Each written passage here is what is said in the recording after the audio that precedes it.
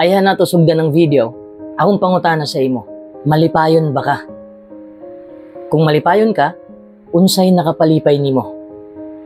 Daghang tawo ang malipay, dihang makabot nila ang ilang tumong. Umabatunan nila ang mga butang na ilang gipangandoy. Pero magdugay ka ang maong kalipay? Temporary lang, which can be disappointing. Ang kalipay, pwedeng ikatandi sa maayong panglawas. Makabaton tag maayong panglawas, kung sundon nato ang saktong paagi sa pagdiet, pag-exercise, o pagkinabuhi.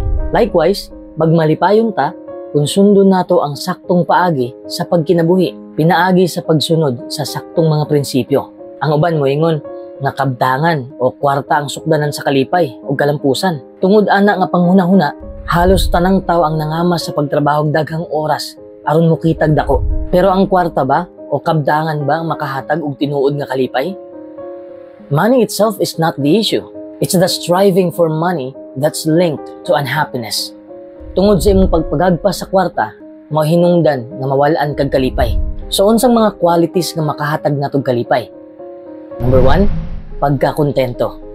Nindot kayo ang na-record sa Biblia. Sa unang Timoteo 6:7 ug 8. Kay dihang natawo ta sa kalibutan, wala tay gidala. Og inig kamatay nato, wala pud tay madala. Busa kung duna tay makaon og masulob, kita magmakontento na niini.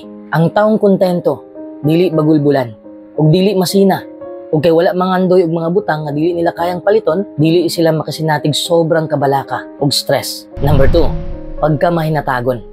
Mabasa nato sa Buhat 20:35, dunay labaw nga kalipay sa paghatag kaysa pagdawat. Ang mahinatagon, malipayon, kay gusto nila nga magmalipayon sab ang uban. Bisag gamayng panahon lang o kusog ang ilang ikahatag, sila sagad dagaya sa mga butang nga dili mapalit og kwarta. Sama sa gugma, pagtahod, ug tinuod ng mga higala nga mahinatagon usab. Number 3, pagtahod sa uban. Unahon nato ang mga tao kaysa material nga mga butang. Basahon nato ang Proverbio 15:17. Mas maayo pa nga gulay ang sudan, apan naghigugmaay, kaysa tambok na turong baka, apan nagdumtanay. Unsay punto sa maong teksto? Ang atong maayong relasyon sa uban, mas bililhon kaysa material nga mga butang. Ug ang gugma importante aron magmalipayon ta. Happiness comes to those who are content with what they have, to those who are generous, to those who put people before things.